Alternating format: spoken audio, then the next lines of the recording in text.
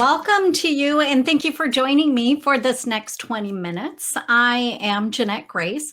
I am the CEO and owner of a communication consulting company called Expressive Communication Consulting and Training.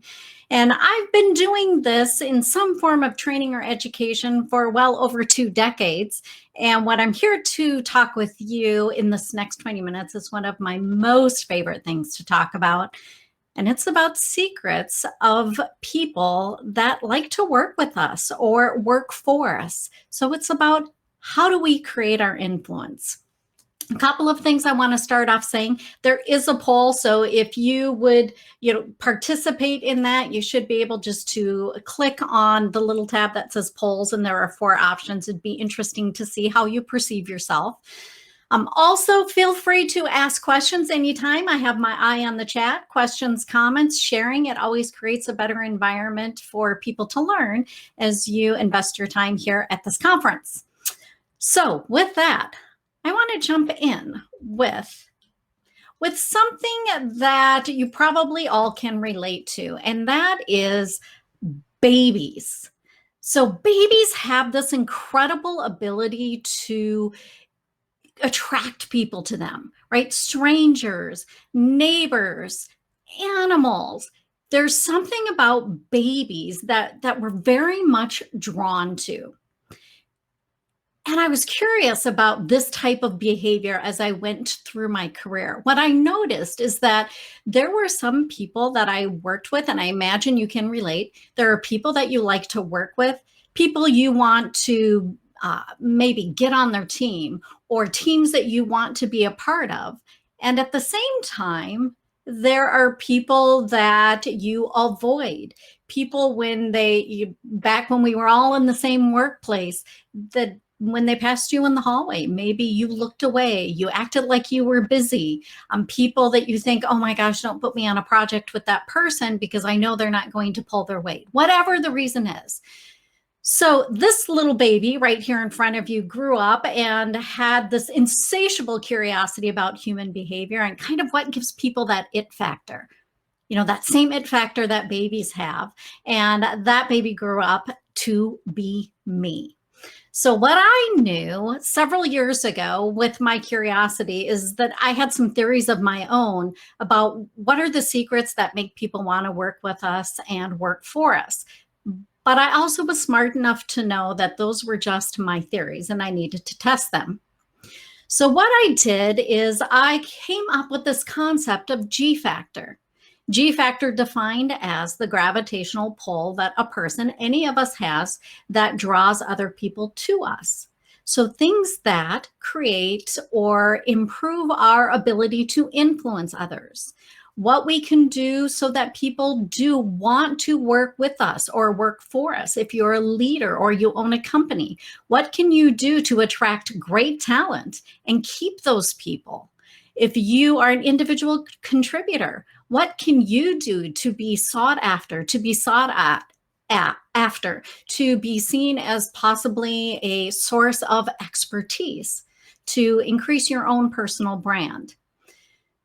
By the way, so what you're going to see before I go forward is a QR code over there in the bottom left corner. That is if you would like to take the G Factor assessment. So what I'm talking about today, I did create this book that I'm going to talk about in a moment, so you can get the book on Amazon. But if you want to take the assessment to find out where your G Factor is, feel free to do that. There are actually 8 G factors, and with 20 minutes, I only get to share one with you today. So it's a great way to get access and to learn what the other ones are. All right, so let's talk about G factor, right? What creates this gravitational pull? Here's what I did. I surveyed 834 working professionals. I put a survey out into the public, people I knew, people they knew, random strangers, and gathered both demographic data as well as data that answered the question, why do you like working with people? What makes you trust someone? What makes you want to work for them? What makes you want to work with them? And I provided over 20 different descriptors. Now, what I didn't do is label them because I didn't want to bias any of the answers based on labels. So instead, I just pretty much put characteristics or behaviors. And I asked people, which ones are your top ones? And I took that data. And after I looked at that data, I was really surprised because some of the things that I thought my own theories, what I thought created G factor was not necessarily what did create G factor. So from those 834 people, what I did is I wrote and published this book called G Factor, 8 Secrets to Increasing Your Gravitational Pull at Work. And in this book, yes, there's the assessment, but again, you can take the assessment for free, click on that QR code, and it will take you right to the assessment. But I wanted to do a little more than just write on what those 834 people said, what they reported on. So I did more research and I reflected on my own experiences. Like, who are people in my life that represent these G factors? Who are the people in my life that I've wanted to work for, loved working with? And from that, I developed some stories. I also did some looking at what are the excuses we use? How do we get in our own way? Because if you're someone that you want other people to gravitate to, you need to know what gets in your own way. And then also I looked at the research that already exists that supports these concepts. So I'm going to be sharing some of that with you today. All right, so here is number one. What you get to hear today is the number one G factor, the number one secret that makes people want to work with us or for us. The number one secret that helps us to be influential, to help us to be sought after, that where we are seen as someone others want to be around, kind of having that it factor. So gratitude, it means showing appreciation. So you might be thinking, wow, that doesn't sound very complicated. And you would think that it isn't, except we're missing opportunities all the time to express appreciation, to express our gratitude. So here's some research that I found that supports what these 834 working professionals said. There was research done in 2002. So this research is almost 20 years old. So you may say, well, Jeannette, that's kind of dated. And I get that. But what I can tell you is the other research that I've looked at continues to support this. So this was Emmons and Shelton. This was out of the University of California here in the United States. And what they found is that gratitude does influence societal functioning, as well as collective well-being. So how does this relate today? When we're talking about employee engagement in the workplace, one of the tenets of employee engagement is employee well-being. Do employees feel like their leaders care? Do employees feel like their organizations care? So one way we create more well-being in the workplace and getting people to work with each other, teams to work effectively and productively, is we use gratitude.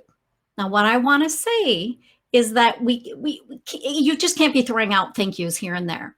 It's really important. There's some research. If you have ever heard of the book, The 5 Love Languages, they've also continued on and looked at that same concept in the workplace. And there are 5 languages of appreciation. So when we express gratitude, what those authors say is that it has to be genuine. It has to be genuine. It's by Gary Chapman and Paul White, if you want to Google that, the 5 languages of appreciation in the workplace. So if you really want to enhance well-being and societal functioning in your workplace and on your teams, the gratitude you express really needs to be genuine and it needs to be meaningful. All right, here's some other interesting research. This came from Burson and Associates in 2012. Saying thank you, 2 words, in however you say it in your language, saying thank you or making employee recognition a priority remarkably results in a 14% increase in employee engagement and their productivity. So employees are doing better when they're hearing thank you, or that they are being shown that they are appreciated through recognition. So let's talk about recognition a little bit. Everybody likes to be recognized differently. So it's important that we get to know one another in the workplace. So for example, one way for me to feel recognized or that a leader appreciates me is when they spend one-on-one time with me. That quality time where they know what I'm working on, where they're there to answer my questions, where they are curious about my ideas. But that may not be the same language of appreciation for you. So we want to get to know the people around us, the people we work for, the people that we lead, and figure out really what it is that makes them tick. How does the thank you need to sound? What does it need to look like? All right, some other interesting research. This comes out of the field of positive psychology. Martin Seligman is considered to be probably the father of positive psychology. Excuse me for a moment. And what he found when he did some research, this was published, by the way, in the Harvard Medical School Health Letter about 10 years ago. He had students write and then personally deliver a letter of gratitude. So not an email, not a text message, but write with their hand on a card on a piece of paper and then deliver to that person that letter of thanks, that letter of appreciation, the gratitude. And what he found is when people did that, their happiness scores had a huge increase. So this is what's so cool about G Factor is not only does it increase somebody else's happiness, but it increases yours. So there's like a double return on investment. I'm going to look at something here. Melinda. So it is saying that it is not secure. Okay, so Melinda put in the chat, I noticed to take the G Factor assessment and it says it is not secure. Is there any other way to take this? Tell you what, Melinda, what I'm going to do is throw my email here into the chat because I cannot tell you why it's doing that. It should be secure. It's attached to my website, and my website is supposed to be secure, so very concerning. So thank you for that, Melinda. So there's my email in the chat, and any of you, if you're finding you're having problems with it as well, or you're uncomfortable with that notice, send me an email and I'll make sure that I get the link to the assessment with you after I figure out what's going on the back end. So thank you for that. All right. So going on, because we have, gosh, we're already at 7 minutes. So think about this. When you want to express appreciation, where are the opportunities to write it down, even if it's on a Post-it? But even better, a card with, an envelope that you have to close and write somebody's name on it and personally deliver it to them. In the time of COVID, we may not have that luxury, so it's okay to pop it in the mail. But you are going to increase your ability to get others to want to work with you or for you just by expressing appreciation, by writing a note of gratitude. All right, so some excuses I hear from people. Let's talk about those for a moment. One is, why should I have to? And the sentiment here is, why should I have to thank you for doing what you were hired to do or for doing your job? You're supposed to create that report. You're supposed to edit that. You're supposed to share your ideas. You're supposed to be on time for a meeting. And the truth is, you don't have to.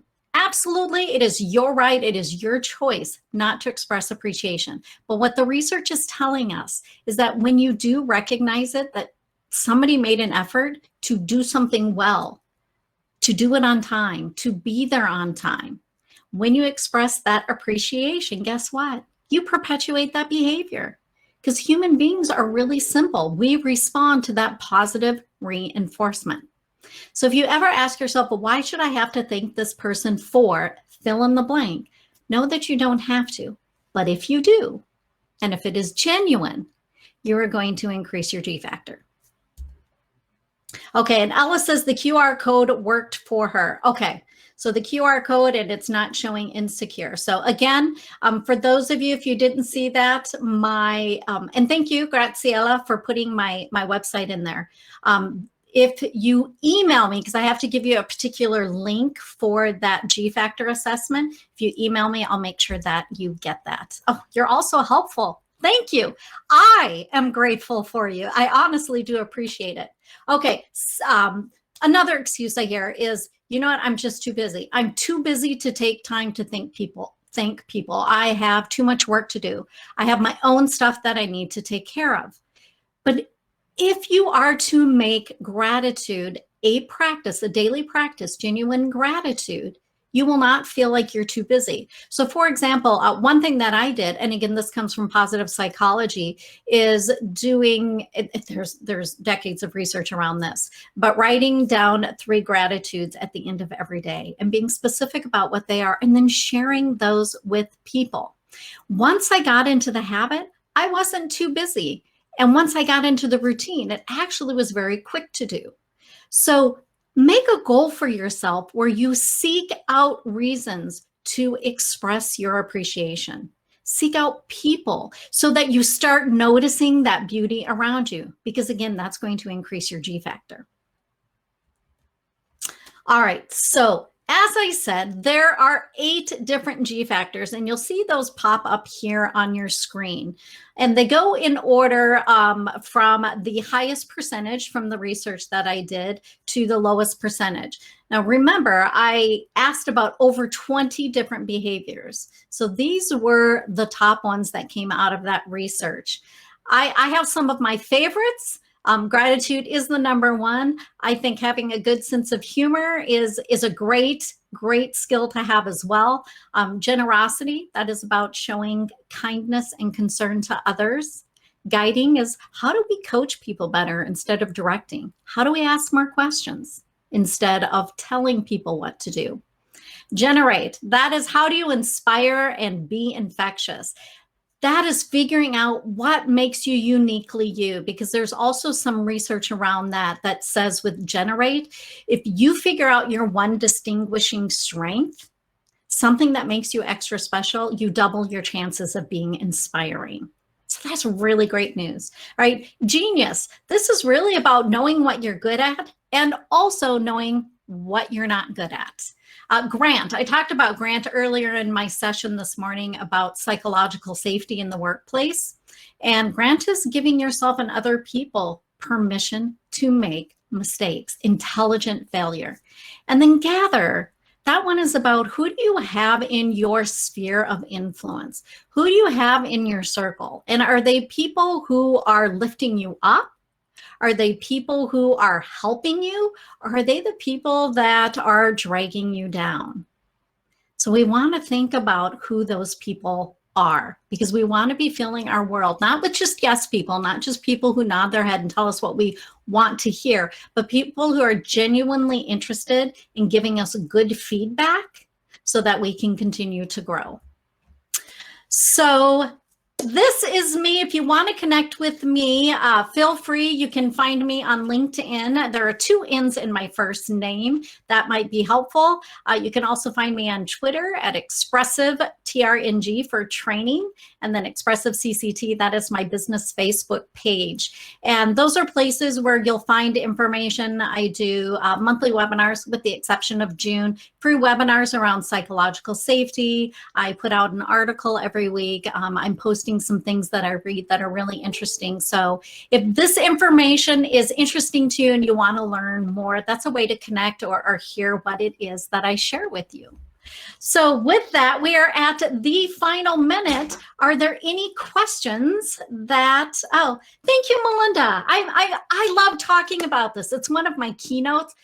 So when I keynote, I get to talk about a couple others and we do some fun activities, but in 20 minutes, I had to really shrink it down. Anything, thank you so much. Janine, I hope I'm pronouncing your name correctly. Yes, I would love to connect, reach out to me. The Gather Slice is so important. Knowing your tribe. I love it, Graziella, knowing your tribe. So Amanda, thank you. Thank you. Whitney, thank you. Any tips if one gets a less than 10? That's where the book really comes in and help. That was from Ella. The book, what I have at the back of the book is actually an action plan. So you can look at what your G factors are, and it has multiple suggestions. And then it also takes you a plan to figure out how to apply that so you can grow your G factor. So my time is up. Thank you so much for being here. Enjoy the rest of your conference.